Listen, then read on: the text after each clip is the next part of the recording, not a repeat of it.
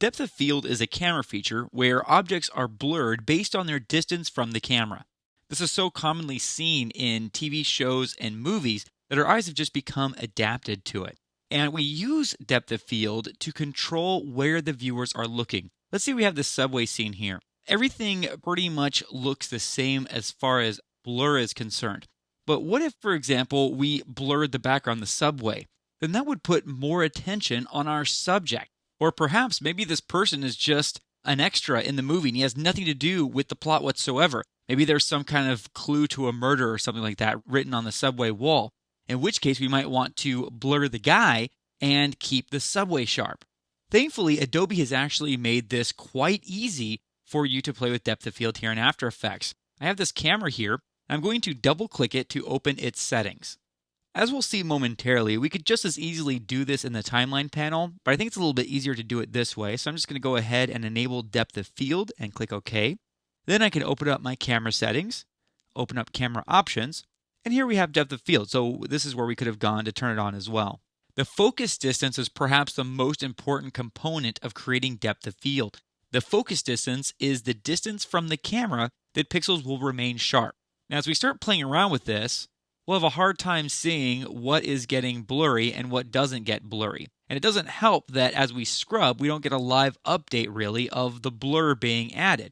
So here's a great trick. If we take the active camera view to one of the side views, let's say the right view, and let me zoom out just a little bit, and here we have this camera. And as we adjust focus distance, we can see this vertical line right here adjusting. Well, this vertical line is the focus distance. This is where objects will be sharp. So this right here, again, we're looking at a side representation of our 3D scene. This vertical plane right here is the character. And then here is the subway in the back, and then also the scenery in the background. And so again, this is the side view. And so if we wanted the character to be in focus, then we would adjust the focus distance to be right where the character is.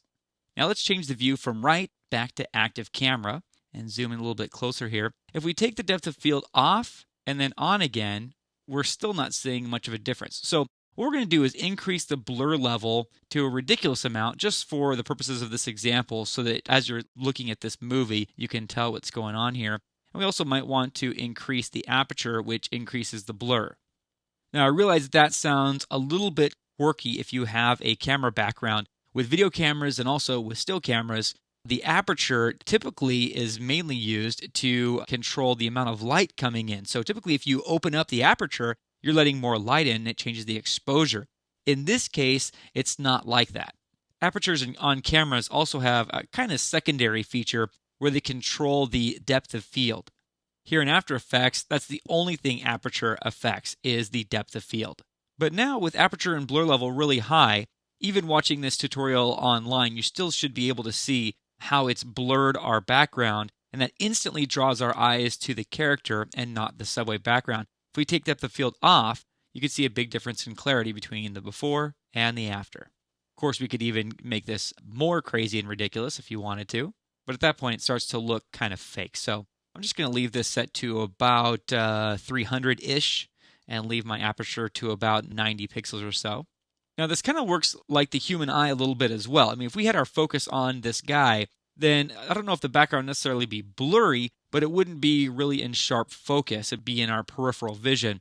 Well, same thing. If we focused on the subway, then the character would be in our peripheral vision and not be super clear. So we could emulate that here as well. Let's go back to the right camera view, increase the focus distance to go farther out. And so, again, this vertical line right here represents the subway. So if we keep the focus distance here, then when we go back, we will see the subway in focus and the guy out of focus. And that's exactly what's happening here. So again, blurry guy and super sharp subway. And keep in mind that focus distance is an animatable parameter. So you can animate two different things being in focus, maybe just showing a regular scene and then there's somebody hidden off to the distance, and then you change the focus distance, you animate it. So then all of a sudden, the viewers can see that there's something hidden off in the shadows in the distance or what have you. And that's how you create depth of field in After Effects.